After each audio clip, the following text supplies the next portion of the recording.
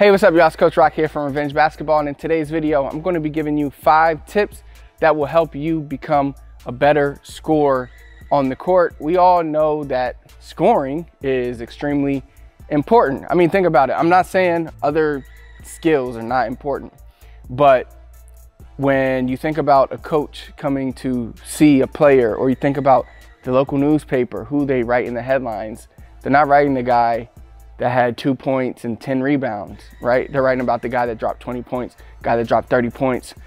So we know the importance of being able to score. If you look at the best McDonald's All-Americans, the best high school players that are McDonald's All-Americans, the best college players, the best NBA players, we associate being the best with scoring a lot of points, a good amount of, points. You have to be able to score the basketball if you want to play at the next level, because if you can't, they're just going to find somebody else who can.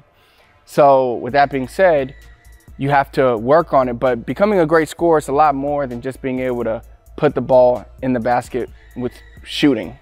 You have to be able to do a lot of things to become a great scorer. You got to be able to score at different levels, all different types of things to help you become a great scorer. So in today's video, I'm going to share with you 5 tips that you will be able to focus on so that you can master to become a better scorer.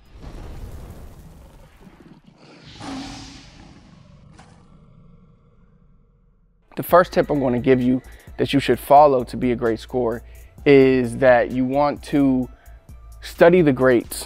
Study Kevin Durant, Kobe, MJ, Curry, everybody that is a great scorer, and look at what they are doing.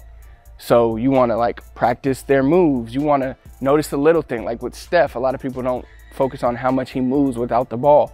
Look how many easy baskets he gets from moving without the ball, gets a wide open 3 or wide open layup. Then look how other players like Kyrie creates off the dribble. How does James Harden create off the dribble, minus his 5 or 6 setup moves, which you might not want to take, but there's a lot you can still learn from James Harden when he actually gets into attack mode, how he sets up defenders with his dribble moves. Guys like Damian Lillard, you could watch how he hits that boom sidestep shot to score at will pretty much whenever he wants. The beauty now, like when I was growing up, we didn't have YouTube, so I couldn't just go on YouTube and look at people's highlights and look at game footage essentially. But now you can do that. You can literally come to YouTube, search your favorite players and search their highlights, and it's pretty easy to be able to study their moves. So the second tip, and I touched on it a second ago, is you want to be able to score at every level. So what do I mean by that? You want to be able to score around the basket with layups, or if you're an athletic player, the more athletic, the better, so that you can finish at the rim, above the rim, around the rim. That's one level. The second level is not so much the mid-range up here, but the mid-range below the foul line, where you would utilize floaters, runners, Steve Nash runners, a lot of different things that you can do to improve that side of your game. But if you could hit floaters and you could finish around the basket, then you become a serious threat when you drive to the basket. Now the next thing, the lost art of basketball, is the mid-range. Because the game has become such a 3-point heavy game, a lot of people just completely forget the mid-range, but because of that, defense is willing to give up the mid-range. So if you're a good mid-range shooter, you can hit 3 or 4 open shots you're going to get in the game from giving a pump fake or hitting a pull-up in transition. That can help you easily add more points to your game. And then the next level we have is the 3-point line. Pretty much self-explanatory. You want to be able to shoot the 3 well when you're on the court. Of course, we know the game has become a more 3-point heavy game. If you could shoot 3s, you could pretty much find yourself a spot on any team, because all teams need shooters. Even when I was a coach in high school, when I was an assistant for a varsity basketball team at my old high school, we needed shooters. We had maybe 1 or 2 shooters, and these guys weren't athletic. They weren't the best defenders, but guess what? We had to put them in the game because we needed somebody that could stretch the defense. So of course you don't want to be that player that can only shoot, but you want to be that player that can really shoot. Now the final level I like to call is moves to create space for your shots. So I kind of touched on that with studying the greats. If you study the greats, you'll be able to master that final part, and then you got to get in the gym and work on it. Now the next tip is get to the foul line. So another thing you'll notice great scorers do is they get to the foul line. And in the beginning of the season, you notice guys like James Harden, Trae Young, their points went down because the NBA started calling the game tougher. They weren't giving as many free throws, and that was like a beginning of the season kind of theme that the referees wanted to focus on. But things have gotten a little back to normal now. People are getting to the line more, and their points have gone back up. Getting to the foul line, of course, you got to be a great foul shooter. There's no excuse not to be able to shoot a high percentage at the foul line. But you really want to focus on the situations when you can get to the foul line very easy. For example, when your team is in the bonus. So if the other team, let's say they have 7 team fouls and you get 1-and-1s, you should be attacking, because if somebody touches you, you're going to the line for a simple 1-and-1. These used to be my favorite times to attack, was when the team was in the double bonus or the bonus at the end of the half and at the end of the game, because this is a very easy time to rack up easy points. I remember one game in high school, I had shot like 20 free throws. I mean, if I made like 17, I should have made all 20, but I hit like 17 out of the 20. And that right there was 17 points, like with nobody guarding me. So if you can get like 5 to 6 free throws a game, 4 to 6 free throws a game, like 10 points a game to 15 points a game, in the average, like that's a huge jump. 15 to 20 points a game, like those free throws will help you get to that next level as a scorer.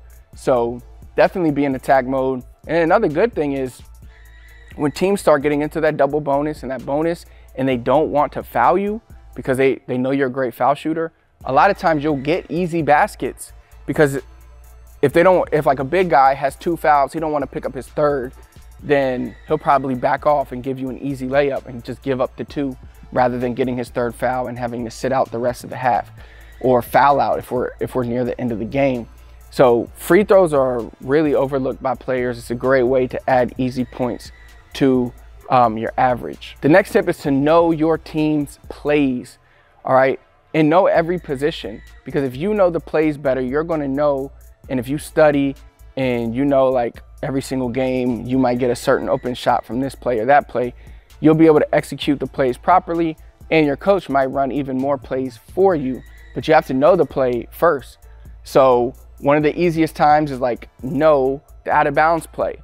Out of bounds used to be some of my favorite times on the court, because I knew under the basket, whatever play we did, whether I was throwing the ball in or I wasn't throwing the ball in, usually I would throw it in, come out, get a pick for me, and get a shot in the corner. Or I would start over here, come around, get a shot over there.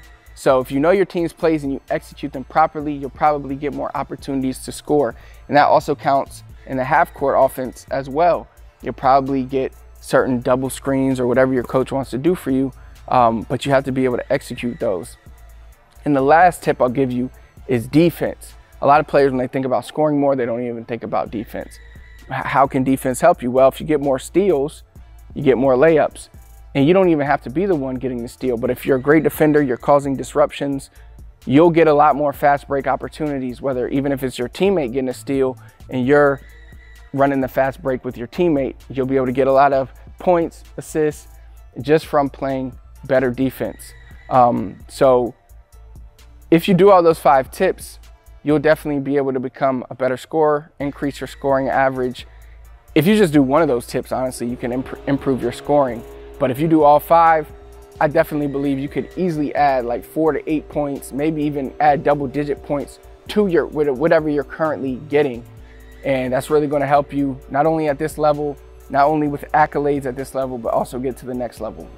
If you found the video helpful and you're looking to take your game to the next level, visit our website, revengebasketball.com, or click the first link in the comments.